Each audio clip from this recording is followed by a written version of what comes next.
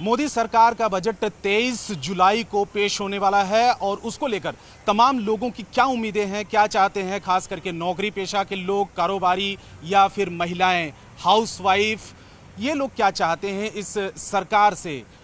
इन लोगों से हम बात करते हैं कि दिल्ली का जो पटपड़गंज का इलाका है, आईपी एक्सटेंशन, वहाँ पर तमाम लोग इकट्ठा हुए हैं। इसमें अलग अलग कैटेगरी के, अलग अलग वर्ग के लोग हैं, चाहे वो नौकरी पेशा के लोग हों या फिर कारोबारी हैं, महिलाएं हैं, बुजुर्ग हैं, सीनियर सिटीजन हैं, सभी लोग हैं मौजूद।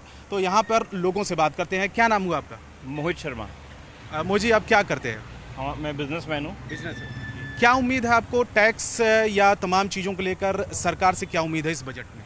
देखिए, मोदी गवर्नमेंट ने जब से आई है, बिजनेसमैन के लिए बहुत इजी हो गया है। ईज़ ऑफ डूइंग बिजनेस के माध्यम से हम बहुत इजीली बिजनेस कर पा रहे हैं और खास करके जीएसटी लेके आई है, तो जहाँ लोग एक नंबर में काम नहीं करा करते थे, काफ़ी हद तक लोग एक नंबर में काम करना शुरू कर दिया है। और थोड़ा सा अगर हम गवर्नमेंट से जो एक उम्मीद यही रखते हैं कि और थोड़ा बिजनेस का सिस्टम और ईजी हो जाए। टैक्स देने में कोई दिक्कत नहीं है, टैक्स देना ही चाहिए। ये हमारी, क्योंकि देश चलेगा कैसे? जो लोग कहते हैं टैक्स कम कर दो या फिर ये कम कर दो, ये तो गलत चीज़ है। टैक्स हम देना चाहते हैं। उस गवर्नमेंट ने पहले भी बहुत कई योजना ऐसी लेके आई जिससे बिजनेस बहुत बड़ा है। और किस तरीके की आसानी चाह रहे हैं? मतलब कौन सी चीज़ आप चाह रहे हैं कि इजी होना चाहिए? देखिए, सबसे पहले जो टैक्सेशन, खासकर जो व्यापारी परेशान है ना, वो टैक्स डिपार्टमेंट के कोई जो नोटिस आते हैं या फिर इस तरीके से परेशान है। और कई बार क्या होता है कि व्यापारी भी गलत नहीं होता, लेकिन कुछ ऑनलाइन फीडिंग्स ऐसी हो जाती है, कम्युनिकेशन गैप और सिस्टम थोड़ा सुधार की जरूरत। सिस्टम अगर और सुधरे तो हमारा भारत का व्यापार और आगे बढ़ेगा। और नो डाउट मोदी जी के गवर्नमेंट के अंदर व्यापारी बहुत सुखी है और व्यापार बहुत बड़ा है। ठीक है सर, आपका नाम क्या हुआ? वी के जैन। आप सीनियर सिटीजन हैं, तो फिलहाल सीनियर सिटीजन के लिए क्या उम्मीदें हैं एज ए सीनियर सिटीजन सरकार से? उम्मीदें हम लोग को ये, रिटायर्ड लोग हैं, हम लोगों को तो जितना भी स्पेशली टैक्सेशन में, इनकम टैक्स में, डे टू डे महंगाई जो है उसमें थोड़ा रिलैक्स हो जाए तो लोगों को और आसानी हो जाए। अच्छा। और स्पेशली मिडिल क्लास लोगों के लिए, क्योंकि लोअर को तो आप फ्री भी बांटते हो, ऊपर वाले को वैसे कंसेशन देते हो, ये मिडल वाला कहाँ जाए? अच्छा। तो मिडल वाले के लिए कोई रिलैक्सेशन मिलना चाहिए। आप लोगों ने सीनियर सिटीजन के लिए रेलवे कंसेशन भी बंद कर दिया, कि वो भी बंद है। तो मतलब ये चाहते हैं जो कोविड के समय में छूट मिलती थी रेलवे के टिकट में, वो होना चाहिए दोबारा शुरू? बिल्कुल होना चाहिए, बिल्कुल होना चाहिए। भाई हर वक्त थोड़ी ये शटल थोड़ी है, आदमी घूमते रहेगा, पर वंस इन ए वाइल जब जाता है तो उसको रिलैक्स हो जाए, और क्या, यही है। और बाकी डे टू डे अगर वो लिमिटेड उसको इनकम है, उस पर टैक्सेशन दे देगा तो उसका day by day standard of living तो डाउन होता जा रहा है। ओके, तो महंगाई बढ़ रही है। आपका नाम सर क्या होगा? राजपत आहूजा। राजपत आहूजा, रिटायर्ड बैंकर जी। हमारी पेंशन जो आती है वो टैक्स फ्री होनी चाहिए। अच्छा। ये बहुत बड़ा लोचा है कि हम, और हमारा और कोई सोर्स नहीं है, सिर्फ पेंशन है, वो भी टैक्सेबल है। वो नहीं होनी चाहिए।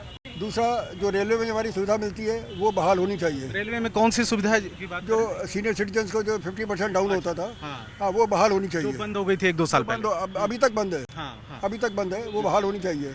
और तीसरा ये कि मिडिल क्लास का कोई रोल नहीं है। जो भी बजट आता है वो उसको पीने के लिए आता है। यानी ऊपर की क्लास अफोर्ड कर सकती है, नीचे वाले जो लोग हैं उनको सब्सिडी मिलती है, और जो पिसता है वो मेरे जैसा मिडिल क्लास। इस पर ध्यान होना चाहिए। बाकी बजट तो तैयार हो ही चुका होगा, सीतारमन कल लेकर आएंगी, परंतु क्या होगा वो हम सबको मालूम हो जाएगा कल। बाकी कुछ विशेष होने नहीं लगा। धन्यवाद। मैम, नाम क्या होगा? जी हाँ, आप बताएं। मैं कुछ जीएसटी के विषय में बोलना चाहता हूँ। नाम बताएं सर। कपिल भार्गव मेरा नाम है जी। और मैं जीएसटी के बारे में, मेरी पत्नी भी हैं जी। हम लोगों के बच्चे वगैरह जब कॉलेज वगैरह के अंदर जाते हैं, एक पराठा खाते हैं 50 रुपये का, उसके ऊपर भी जीएसटी लगा रखी है आपने। एक दूध पीते हैं जो कि एक बड़ी नेसेसरी आइटम है, उसके ऊपर भी आपने जीएसटी लगा दी। स्कूल के बच्चे की फ़ीस है, उसके ऊपर आपने 18% की जीएसटी लगा रखी है। हॉस्टल फीस 18% की जीएसटी लगा रखी है। उसके बाद अगर वो भी बात छोड़िए, वो भी सब आपने टैक्स से लगा दिया। अगर कोई इंसान लोन लेता है, लोन लेने के बाद में डिफ़ॉल्टर होता है तो उसके ऊपर भी जीएसटी लगा रखी है। क्या जीएसटी इसीलिए लगाई जाती है कि जो इसके पास पैसे नहीं है, लोन लेता है, उसके ऊपर भी आप जीएसटी लेंगे? थोड़ा सा आप सोचिए, आप क्या करने जा रहे हैं, क्यों मिडिल क्लास को मारने जा रहे हैं? जमा करते हैं उस पर भी टैक्स? हाँ जी, बिल्कुल, उसके ऊपर भी टैक्स है। आपने टैक्स सिर्फ एक हवा के ऊपर छोड़ के सारी चीज़ों पे आपने टैक्स लगा दिया। ये क्या आप लोगों ने क्या किया है आपने? जरा तो मतलब सोचिए, चीजें खत्म होनी चाहिए। बिल्कुल, कम से कम दूध के ऊपर स्कूल के बच्चों की फीसों के ऊपर, हॉस्टल फीस के ऊपर, पराठे के ऊपर आप लोगों ने जिस हिसाब से 5%, किसी में 12%, किसी में 18% जीएसटी लगा रखी है, ख़त्म करें इमीडिएटली। और लोन जो ले रखा है, लोन लिया है, पैसे नहीं है इसलिए लोन लिया जाता है, हाँ। उसके ऊपर भी आपने जीएसटी लगा रखी है। ठीक है, आपका नाम क्या हुआ? मेरा नाम मोनिका भार्गव है। जी। मैं एक हाउस वाइफ हूँ।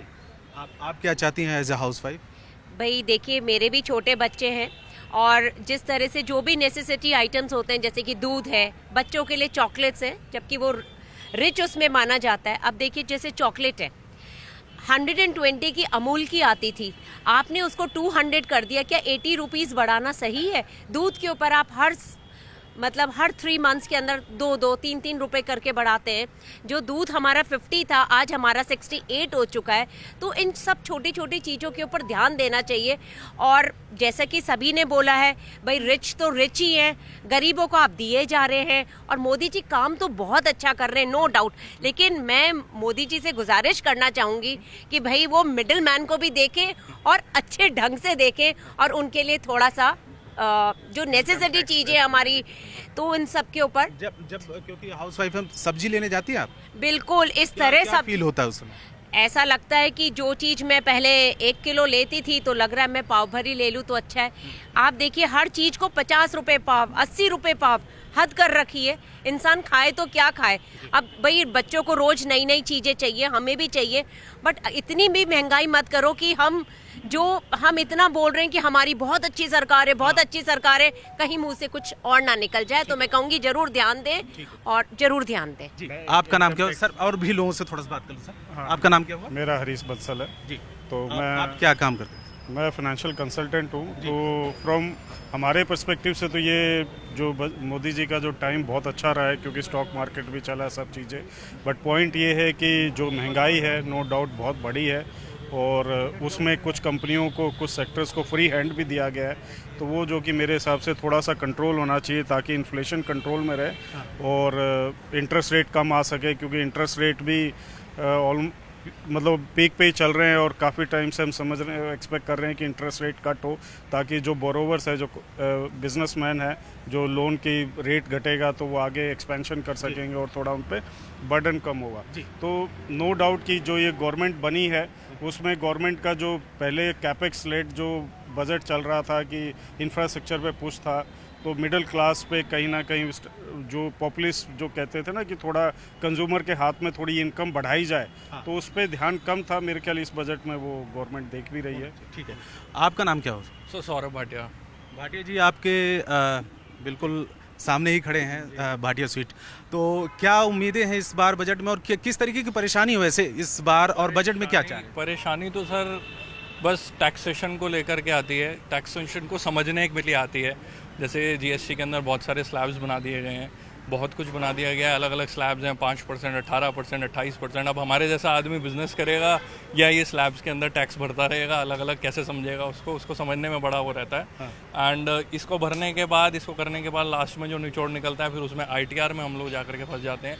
तो मैं एज अ व्यापारी चाहता हूँ कि टैक्सेशन को ऐसा कुछ सिस्टम बने जिसमें एक सिंगल टैक्स हो जाए, जिसमें हम बहुत इजीली सारी चीज़ें रहें। कहने को जीएसटी सिंगल है, बट उसके अंदर जो स्लैब्स हैं अलग अलग, वो बहुत डिफरेंट है। परचेज में अलग हो जाता है, सेल में अलग हो जाता है, तो कहाँ कितना इनपुट मिलना है, कहाँ कितना हमने आगे भरना है, उसको समझने में बहुत परेशानी रहती है। एक चीज़ आपने ये थोड़ा सा फील किया है कि पिछले कुछ सालों में, अगर इस साल की कंपैरिजन करें और 2-4 साल पहले की बात करें, इनकम थोड़ी बहुत बढ़ी होगी, लेकिन क्या बचत हो पा रही है इन तमाम प्रॉफिट मार्जिन्स उतने नहीं है, क्योंकि रॉ मटेरियल बहुत तेज़ है इस समय। अगर हम बात करें पीछे से, अगर रॉ मटेरियल ही तेज़ होगा, आगे हमने सेल करना है, तो हमारे पास उस तरीके का बायर भी चाहिए, और वो हर कोई मिडिल क्लास मैन इतना अफोर्ड नहीं कर पाता। जिसको 1 किलो लेना है वो आधा किलो ही सोचता है। जैसे अभी मैडम ने बताया कि 1 किलो की जगह 250 ग्राम ही लेने का हर कोई सोचता है कि कम में चला लिया जाए। हर कोई इतना। आपकी दुकान में बिक्री को लेकर भी कुछ असर पड़ा है पिछले कुछ सालों में? नहीं, सेल वाइज नहीं, बट प्रॉफिट मार्जिन्स नहीं बढ़े, क्योंकि रॉ मटेरियल तेज है, तो प्रॉफिट मार्जिन्स कुछ नहीं बढ़े। अच्छा, ठीक है। आपका नाम क्या हुआ? करिश्मा जी। आप क्या काम करती हैं? मेहंदी लगाते हैं भैया। अच्छा, तो क्या चाह रही हूँ वैसे मोदी जी से? मोदी जी से हम ये चाह रहे हैं कि महंगाई कम करें। हर चीज़ महंगाई बढ़ रही भैया, महंगाई कम करें।